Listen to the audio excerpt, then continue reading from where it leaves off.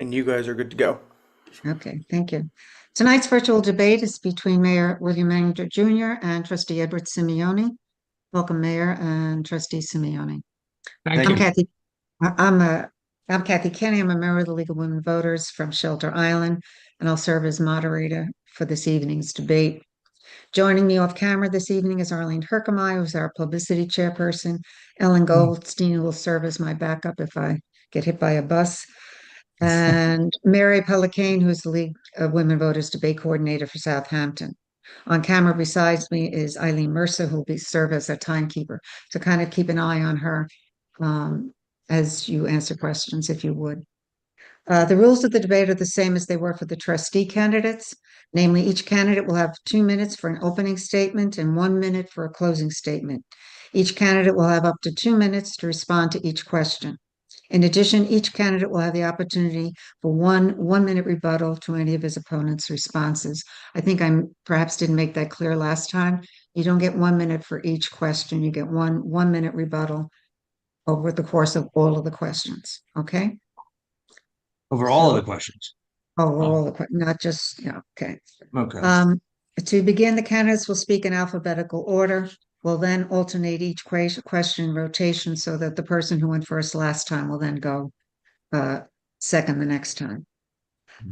So Mayor William Manger will go first, followed by Trustee Edward Simioni, and closing statements will be given in reverse alphabetical order. So if you don't have any questions with all of that, I'll ask the mayor to give us his 2 minute opening statement. Well, thank you very much, Kathy, and good evening to everyone. I want to begin by thanking the League of Women Voters for hosting this debate today. I'm Mayor Bill Manger, and I'm proud to be running for re-election this year, continuing serving you and the village I've called home my entire life. I'm running because I believe in putting our community first, not politics or personal agendas, but real results that improve the quality of everyone's life in Southampton Village. Over the past 2 years, it has been my honored duty to step up for the residents, workers, and volunteers who make our village a special place. We've made tangible progress on traffic mitigation, public safety, beautification, and environmental initiatives. We've repaved 20 streets, completed 15 drainage projects, and planted over 400 trees to preserve our village's natural character. We also tackled long overdue infrastructure repairs, including new roofs at the Southampton Arts Center and at Veterans Hall, all while never piercing the tax cap and keeping taxes flat this year. I'm proud of the tone we've set in Village Hall. We've moved past the division that once defined our local government. Today, Village Hall is a place of collaboration and respect, where residents and officials work together toward a shared, forward-looking vision. But I'm most proud of the amazing relationships Village Hall and I now have with the people who keep us all safe: the police department, the fire department, and the volunteer ambulance corps. We have the best first responders in the state of New York in any village. I love this village. I've always called it home. As I wrote in a letter to all residents 2 years ago, my parents told me that to be a solid citizen, one must contribute to one's community. That is why I am totally committed to this village and to all of its residents. I am beholden to nobody but you. And anyone who really knows me knows that I am my own person.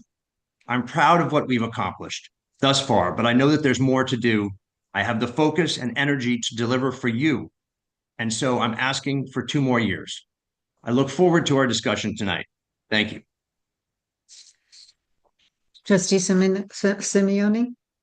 Thank you. Good evening. I'd like to thank the League of Women Voters for hosting tonight's debate. I can't think of a more critical time to talk about the challenges facing Southampton and the clear differences between the candidates running to lead it. Right now, our village is at a crossroads. We are facing a traffic crisis. We're in the middle of major infrastructure projects, some with skyrocketing costs and little transparency. We've seen dramatic zoning changes with more on the way, yet no clear long-term strategy. And at the same time, public participation is being restricted. Residents are being shut out of decisions that will shape the future of our village. That's why I'm running, to offer a more thoughtful, transparent, and inclusive vision for Southampton, one that puts our community first. That starts with Pond Lane staying open. It means no more surprise projects like the 5.9 million project that led to an industrial grade solar awning in the historic district right next to Agawam Park, and no more top-down decisions about sewers and other major initiatives.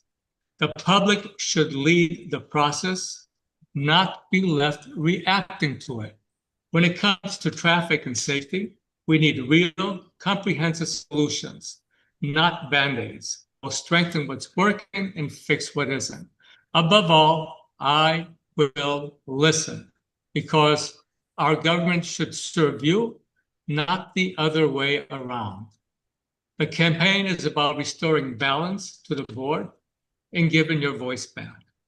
Thank you. I look forward to this discussion. Thank you.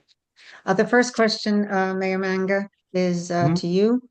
What would you do if ICE, the Immigration and Customs Enforcement Agency, or other federal agents were to show up at a school, a food pantry, or a business in Southampton to round up local individuals? How would you train and direct our village police to manage such a situation? So I have actually spoken to the chief of police about this, and I'm very pleased to, again, that I was able to appoint Suzanne Hurto as the chief of police here in Southampton Village. She rose up through the ranks over the past, 25, 30 years. She's done an amazing job, and I believe she's actually the only female police chief on Eastern Long Island. But I've spoken to her about this very issue, and she said that, again, they have protocols in place that they will follow and follow the law of exactly what they are to do if something like that were to occur. That has not happened so far, but I have absolutely complete confidence in our chief of police and actually our whole police department. In fact, I've appointed the top three positions in the police department now. I just made Chris Wetter a captain, and I made Ashley Jones a lieutenant. So we have an excellent police force. I put them up against any village police force in the state. And I know they will do the right thing, and they know exactly what to do if this were to occur. Okay. Trustee Simioni, the same question. Do you want me to repeat it? Excuse me? No, Do you want me to... I heard the question. Of course, we do have an excellent police force, and I have full confidence in Captain Suzanne Hurtado. And I also believe that because of the rules that exist in New York State, that the police cannot assist in any of the in any of the actions being taken by ICE. However, they cannot interfere either. But I'm sure there are protocols in place with our police force that will prevent any kind of issues between these varying agencies. All right, thank you. The next question is for you, Trustee Simioni. The village has hired a police officer who was cited in an off-duty incident 4 years ago that involved alcohol and a motor vehicle accident. As a result, he subsequently resigned from his previous assignment as a police officer, where he served in another town. What was your thinking in selecting him? Were there no other qualified candidates from the civil service list? That's very interesting. I mean, actually, I was the only trustee that voted no on this assignment. My issue primarily was one of process. That is, I had no information about the police officer until I found out myself what the background was. Of course, the allegations were quite severe. You cannot expect someone to be driving while intoxicated and the other issues that were involved.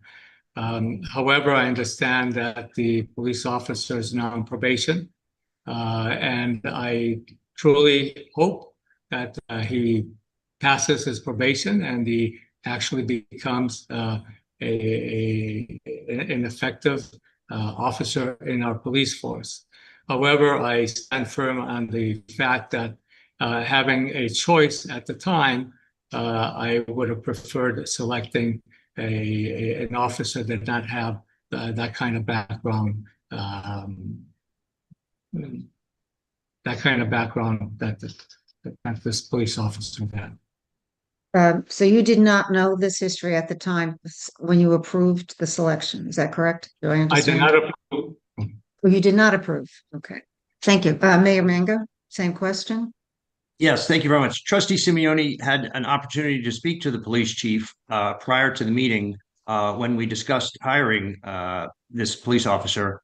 And I don't know whether he took full advantage of that or not, but I want to just explain the situation. We had promoted Officer Mueller to become a sergeant, so we had a vacancy in our ranks. We went to the civil service list. There was one person on the civil service list. He was actually someone who had been working for Southampton Village. As someone who we had put through the Suffolk County Police Academy, he declined the offer and decided to go work for Suffolk County. So there was no other option of getting an immediate police officer from a civil service list. The chief did exactly what a former chief had done in bringing in an active duty police officer from a neighboring community. Former police chief Cummings brought two people in, I believe, from Riverhead. And again, Chief Hertel said, we have the ability to bring someone in from West Hampton. I went over this with her many, many times, and I want to make it also clear that he was never accused of drunk driving. In fact, a breathalyzer was never given after the accident, and there is nothing on his record about drunk driving. He had an accident, yes. He was suspended, yes. He was brought back into full duty at the West Hampton Police Department and served there for many years as a good policeman. I spoke to other officers that had worked with him in West Hampton. They all told me, and this was unknown to the candidate, they all told me that he was a good officer and that he would be a good addition to the Southampton Village Police Department. I trust my chief. I cannot say that enough. It was her recommendation, and I trust my chief. And it is true what Mr. Simioni said. I also did bring him in on a 12-month probation so that if anything were to happen, he would be out. Thank you. Thank you. Thank you. The next question goes to you, Mayor Mango, relating to the sewage treatment plant. Yes. Last year, the village received a federal grant for the installation of a centralized sewer system that would collect, treat, and dispose of sewage from the village's downtown area. What is your opinion about the plant's proposed location? Village roads are now in bad shape because of the project. Can this federal funding be used for road repair? If not, how will road repairs be paid for? Okay, I don't think that the sewer project has had any impact on the roads of the village at this point because we haven't embarked upon it yet. This is something the village has been talking about for a very long time. It's very important to the village for two reasons. One, it's the environmentally right thing to do. We're only on septic right now. We must change to a modern system. It also will allow our downtown to be able to be rejuvenized in terms of maybe having an additional restaurant option or possibly apartments on the second story that would be more moderately priced than single family homes that we have in the village today. So again, from the environmental reasons to business reasons, the sewer is the right thing to do.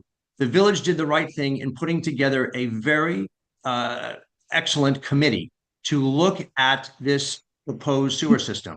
We brought D&B in as engineers to review all options and to come up with the best solution for the village of Southampton. They've been working on this actually for years now.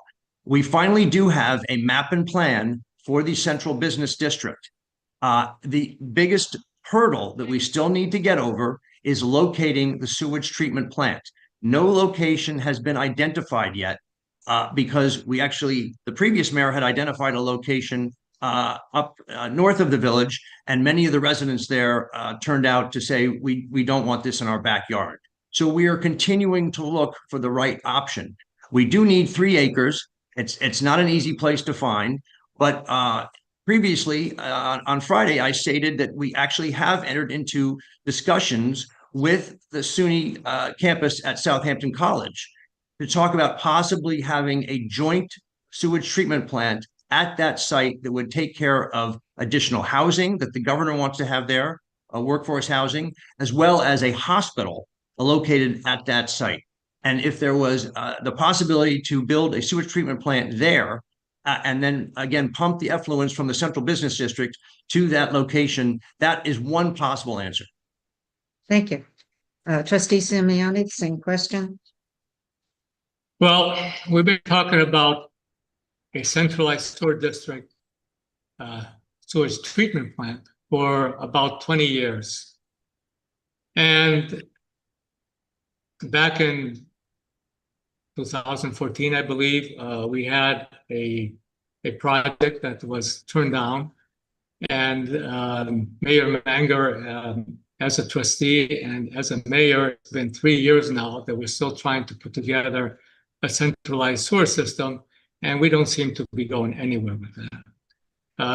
I already proposed when I was elected as a trustee to consider instead a decentralized sewer system. It would allow us to connect directly to the present septic systems, so that the effluent could be pumped then to a sewage treatment plant, but it would only be for the effluent. Because of that, the piping would be a lot smaller. It would be a lot easier to run the pipes, and probably we will not need to be tearing up the road or anything like that. And we have at least 8 locations that would be available in the village. And you only probably need 1 or 2 treatment plants, and these would be buried underground. You wouldn't even see them. So I don't think we would have an issue with the locations. And again, the cost would be about 1/3 of what it would cost for a centralized sewer system, which today is being estimated between $60 and $80 million. So I think it's a solution that needs to be looked at very carefully as an alternative, since we're not going forward yet with the centralized sewer system. Thank you. The next question, and this will, Wait, you'll ma'am, start with. could I respond to you rebuttal? briefly? Yeah. So I do just want to point out that again, the central sewage treatment plant would actually purify the effluents much further than what Mr. Simioni is calling for in this example. The sewage treatment plant that we have worked on with D&B would actually really purify that water to the extent that you could actually use it to water your lawn if you wanted to. But the other thing I want to mention to you is I actually do want to have the ability to tear up some of the roads, because I am very eager to put some of the overhead wires, telephone lines, electrical power lines underground. They've done this in other villages. It looks fantastic. Go look at what they did in Westhampton. Maria Moore, when she was the Westhampton mayor, did a fantastic job. She's now the supervisor of the town. And really one of the biggest accomplishments she did was the transformation of downtown Westhampton.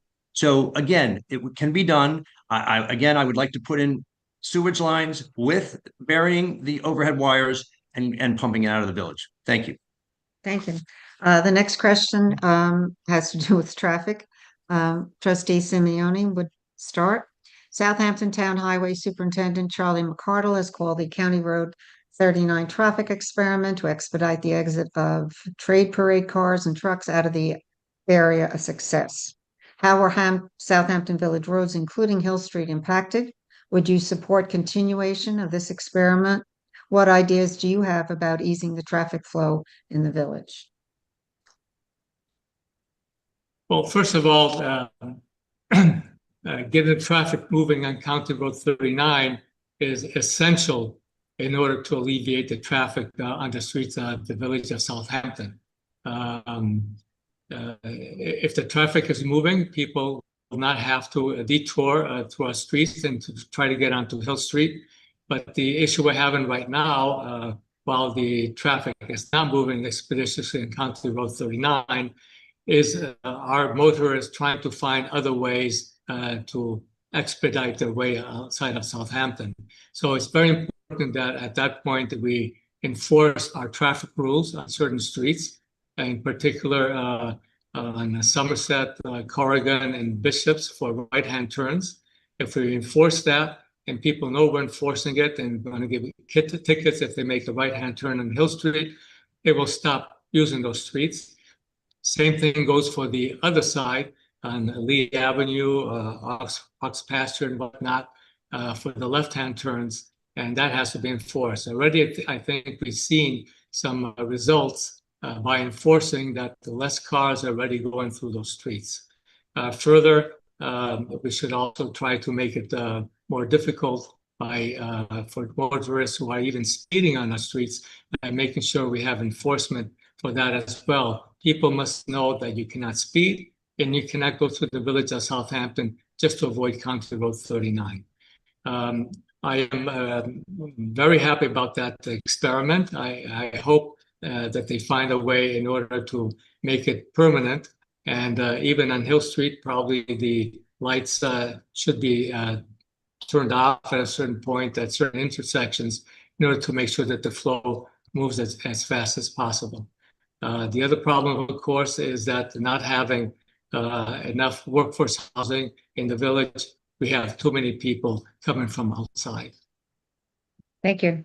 The next question will first go to Mayor Manger.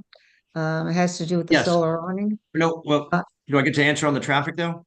No, I'm sorry. You get one rebuttal. I didn't get to, but I didn't get to answer the traffic question. Well, you didn't. I'm sorry. No, I didn't. Go ahead. Did I answer the traffic question yet, Ed? I think you did. I thought you did, but I didn't even talk about it.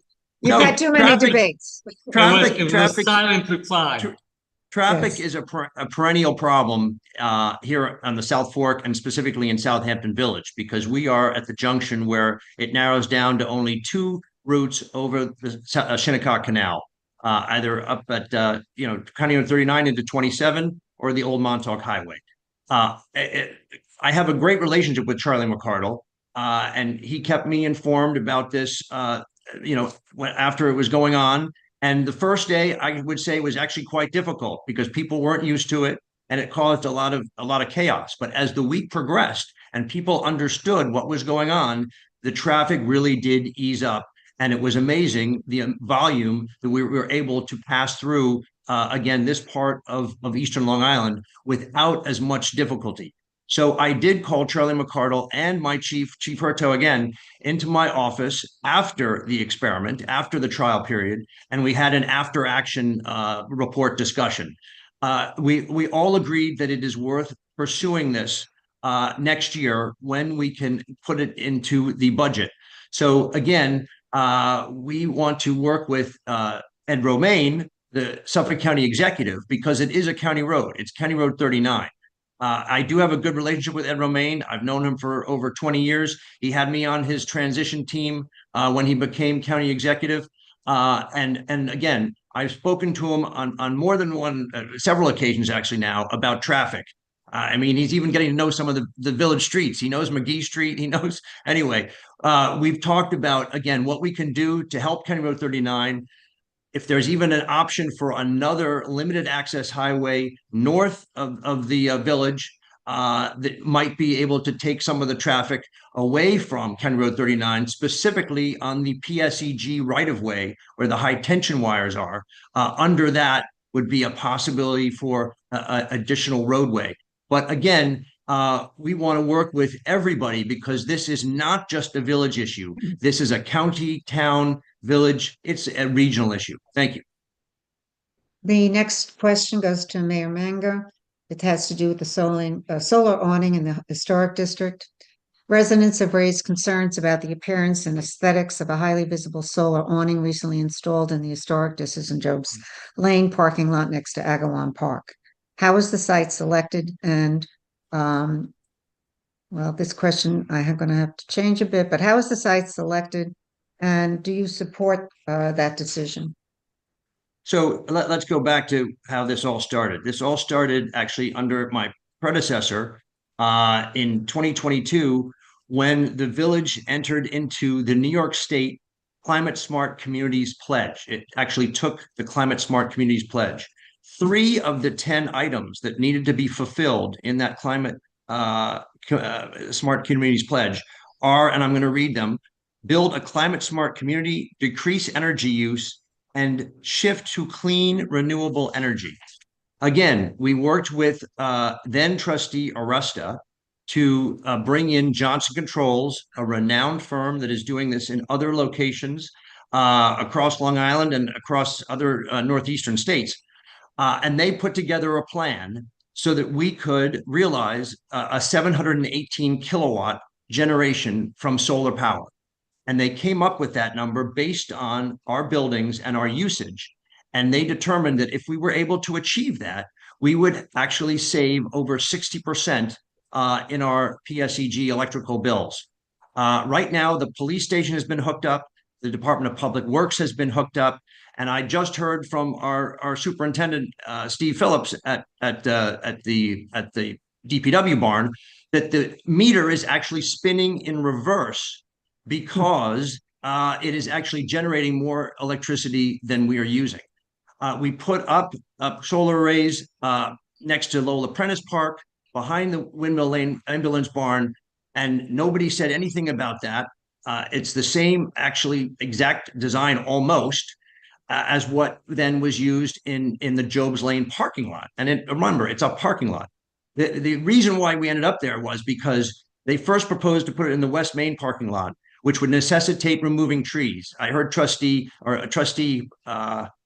hopeful Rob Coburn say that we wouldn't have had to take down that many trees. We actually would have had to have taken down trees in the Southampton Arts Center garden. So when I said that is off the table, you must find another location, they offered up then the Jobs Lane parking lot. Thank you. Trustee Simioni, the same question. Yes, this is another situation where the present administration does not reach out to anybody. We're talking about putting an industrial-looking structure that is visible from Jobs Lane, right next to Lake Agawam and the park there. That really should not be there, and the mayor did not consult with the ARB or the CBA about being able, or even getting any kind of feedback from any of the residents, whether that would be something that would work out. It just suddenly started going up, and immediately people did not like that. I've seen on websites solar awnings that actually could maybe work, that are attractive. This is just an industrial looking structure in absolutely the wrong place, and maybe we don't really need it. We already did a lot of solar work throughout the village. I think this was set up maybe to give power to the algae harvester that's being proposed, but we still don't have that either.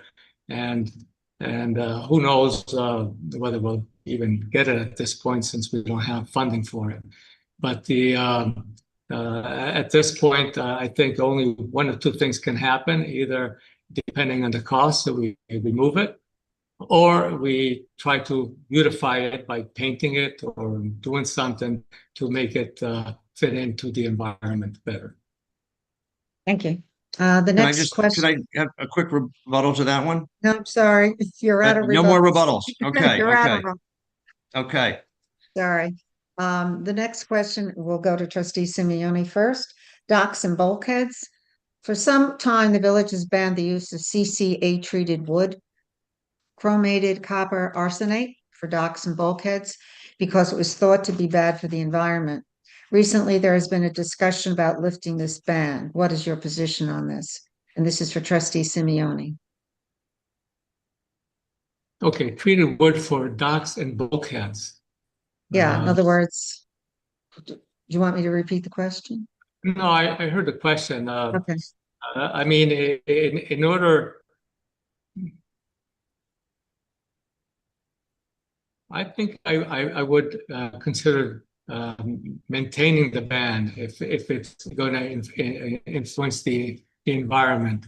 The treated wood, of course, is is more resistant to water and to especially saline water.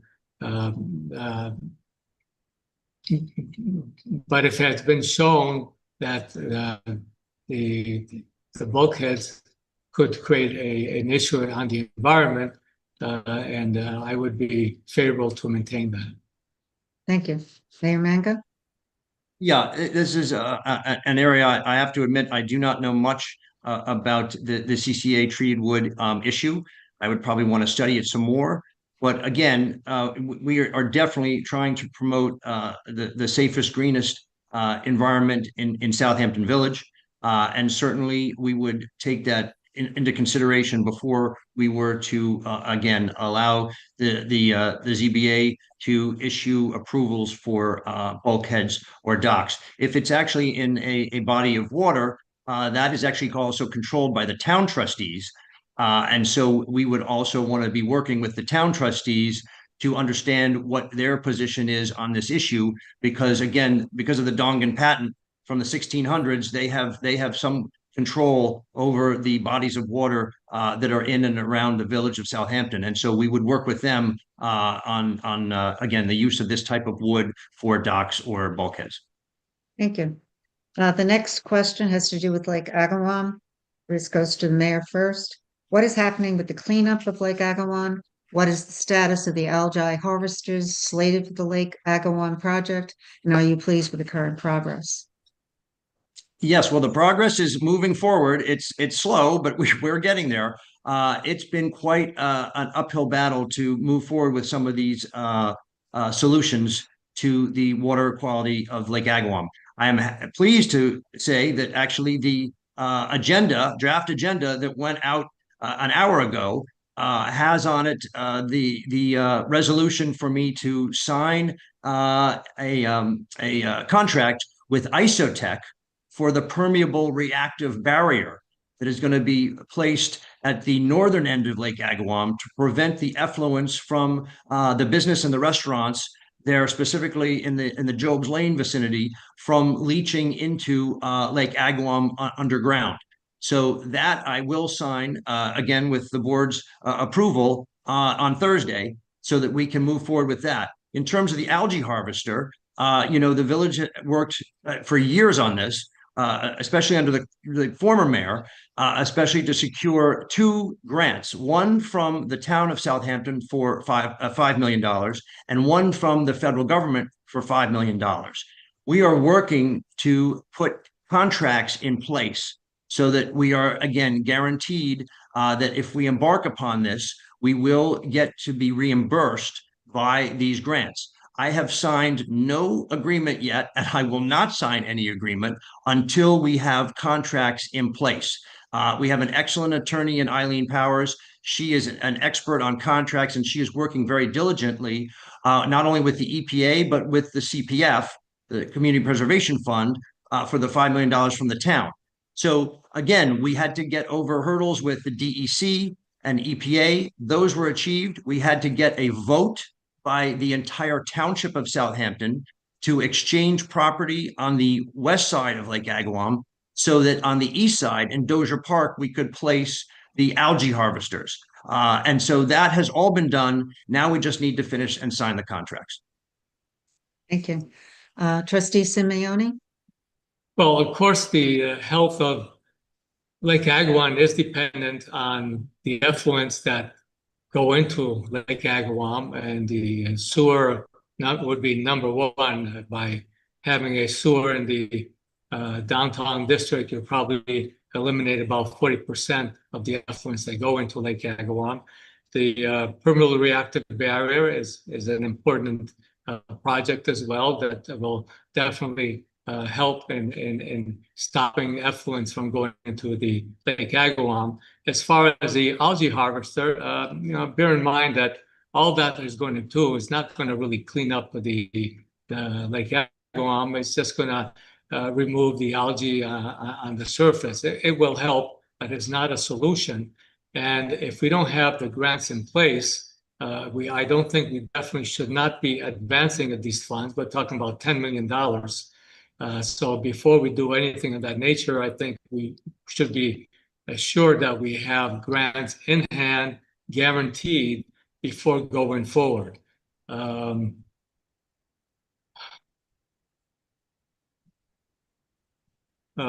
Other than that, those are the basic things that we can do. The other things that we should be doing and considering very carefully is the issue of the fertilizers. We have a lot of land around Lake Agawam with lawns that are being fertilized with chemical fertilizers. I think it's time that we start finding a way to encourage the use of organic fertilizers, which get absorbed go through the groundwater much slowly and get absorbed easily by the plants, because it takes a longer time for the fertilizer to percolate into the ground. So that's something else we should look at, and also very important to be able to encourage IA systems in that area as well. So anything of that nature will help. Thank you. The next question, we'll start with trustee Simioni, relates to the Old Town Pond. In May, the board voted to begin the environmental review process that would allow the company N Bioorganics to begin a project that the company said would restore the ecological structure and function of Old Town Pond by treating nutrient pollution and sediment overload with Bacillus bacteria. Do you think the village should agree to the proposal? Why or why not? Right now, before that even happens, of course, N Bioorganics has to get the permits, and those permits should be able to assure us about the safety and the effectiveness of that. But bear in mind that each body of water is different. So before they proceed, they really need to check the chemistry and make sure that by injecting these bacillus, which are harmless, by the way, and are found in nature, and therefore I think if it works, it would really be a godsend in order to try to clean up the pond, to make sure that we don't have a situation of hypoxia, that is the lack of oxygen for any marine life, and that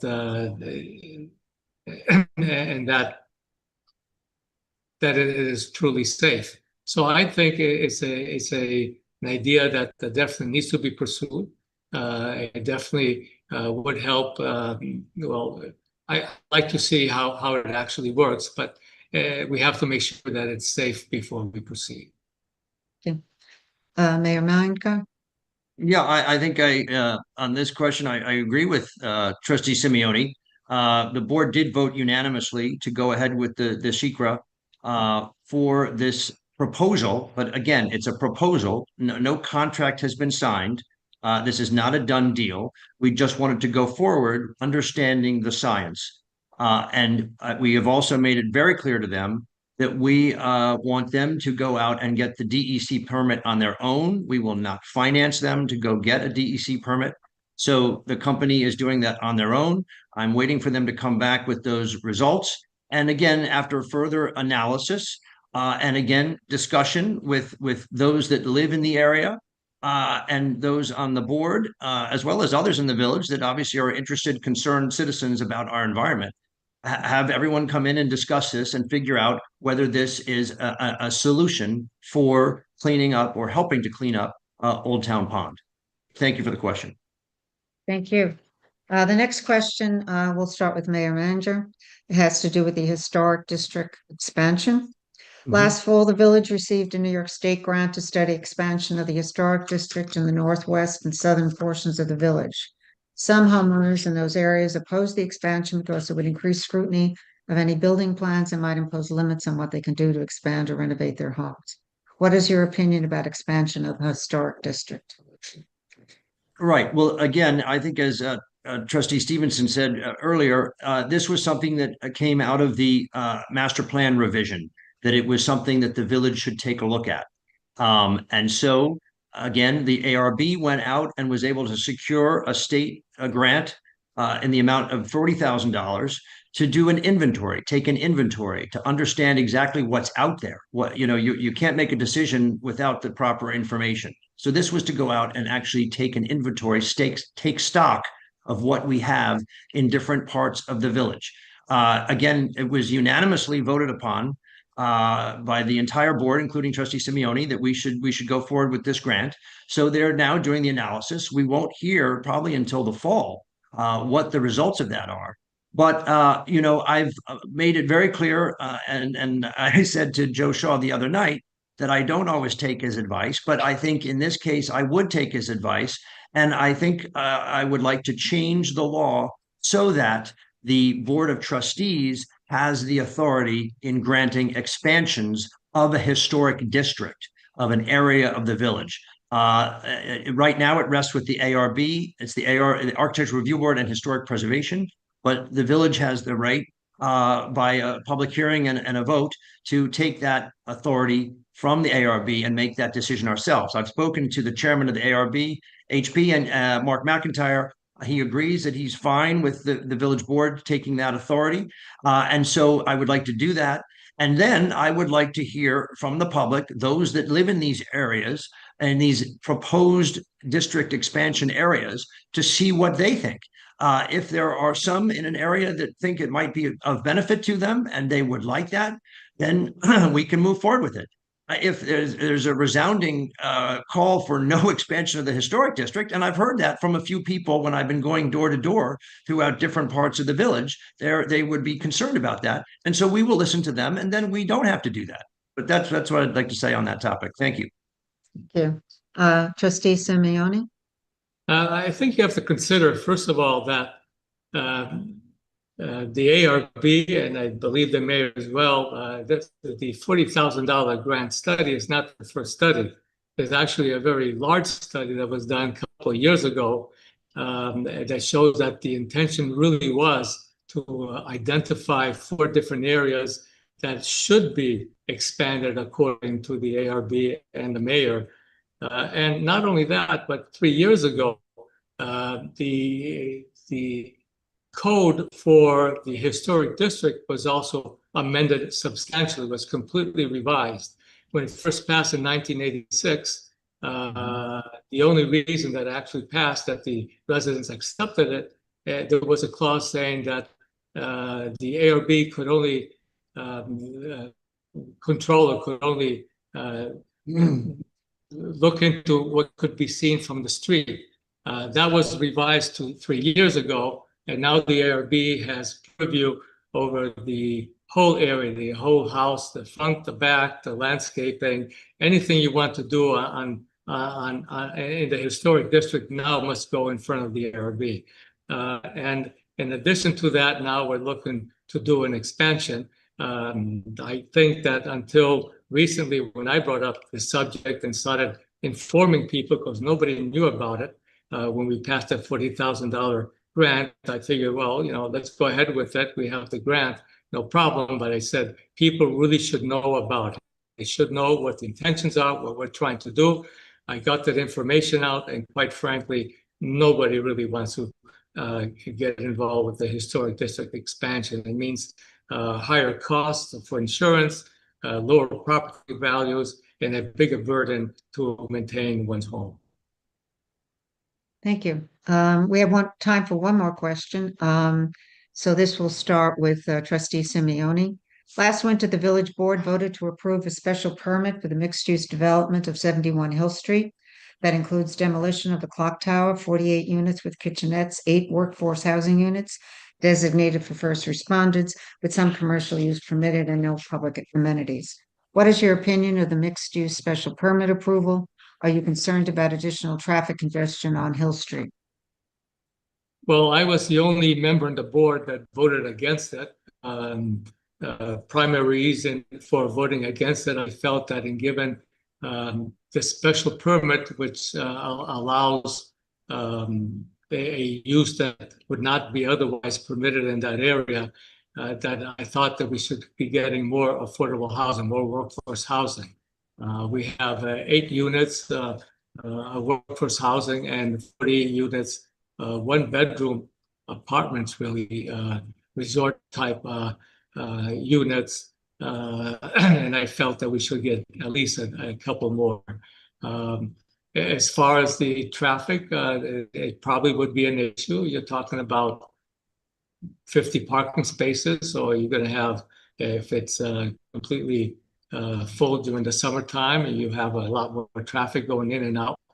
I understand we will have a crossway from the two parking lots that will help possibly.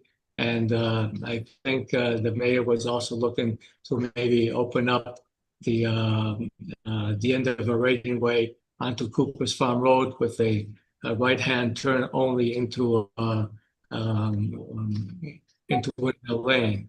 So maybe that will alleviate. I think the structure is still very large, and being a one-bedroom resorts, there's going to be a lot of people there, which could help maybe the business district.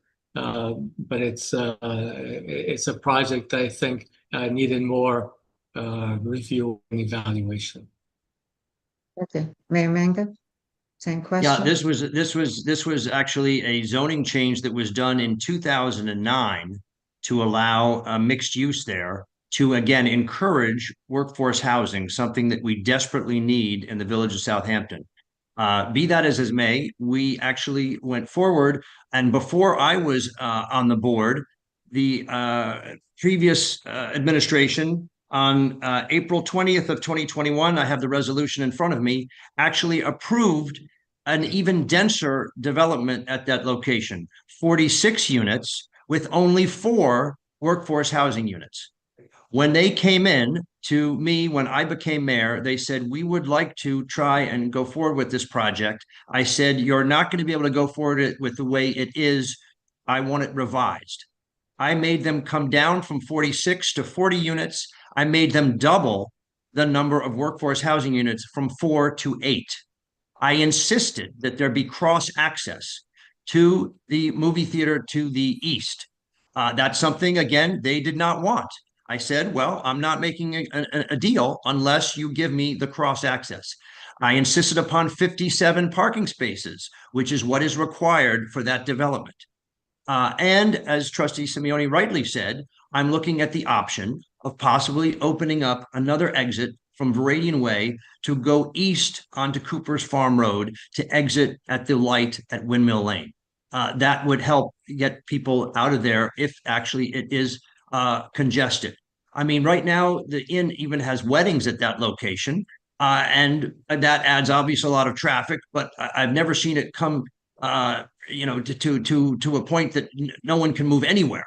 I mean, there are sometimes at rush hour when it's a little difficult at that location, but we've tried to ease that. And I think with these other solutions, with another exit onto Cooper's Farm Road to Windmill Lane, we would alleviate that.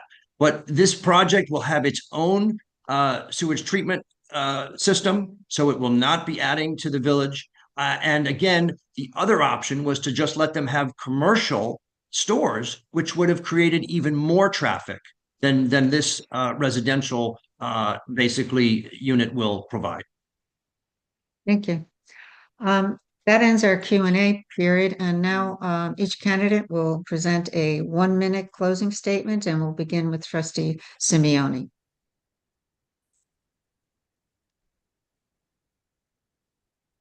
Trustee Okay. Simioni, your closing statement? Yeah. I'm running because I believe everyone here should feel seen, heard, and valued. Let's get back to basics: common sense plans, transparency, and accountability. Most of all, we see a government that no longer invites everyone to the table, that limits voices instead of welcoming them. As your mayor, everyone will be heard and valued. I will restore the spirit of collaboration. I will open up our meetings to more public comment, and together we'll find thoughtful, long-term solutions to the issues that matter most. From traffic to zoning to public infrastructure projects and the future of our sewer system. We will show respect for our great employees, the police, the EMS, the fire, the ocean rescue, and our employees in the village, and we will keep our village safe. Because I believe that when we work together and listen to each other, Southampton becomes a better place for all of us. Thank you and good night. Thank you. Mayor? Thank you again to the League of Women Voters and to those of you tuning in. You've heard a lot of talk tonight about transparency and the complex and demanding issues facing our village. I have already delivered on many of them. We've launched traffic mitigation, efforts with enforcement, made infrastructure upgrades, kept taxes in check, and brought stability and civility back to Village Hall. My opponent has been on the board for just 1 year and is now seeking to lead our village without a clear record of results. Meanwhile, I've put in the long hours, built important relationships to advocate for the village and deliver. It is not in the village's best interest to change its leadership at this time. And this election is about just that leadership, about who has the experience, the energy, and the vision to keep Southampton moving forward. With successful leadership at both the local and federal levels, I am that person. I am honored to be endorsed by 4 former mayors of Southampton, Mayors Hattrick, Romanowski, Epley, and Irving. I truly enjoy going to work with my colleagues every day in Village Hall. I humbly ask for your vote on June 20th to continue to serve you and the community we love. I would be honored to finish the job we've started. Thank you very much. Good night. God bless. On behalf of the league, I'd like to thank both candidates for participating in tonight's debate. I think it's an important way to communicate with the village. Our thanks also goes to those who submitted questions for the debates, and a very special thank you to the staff of the Southampton CTV, whose technical support has made this virtual debate possible. You can see the debate recorded starting tomorrow right up to the election day on June 20th. And finally, our thanks to the voters of the Southampton Village for watching and taking an interest. Please remember that voting will take place on Friday, June 20th from 9 a.m. to 9 p.m. in the Southampton Cultural Center. Thank you and good luck to both of you.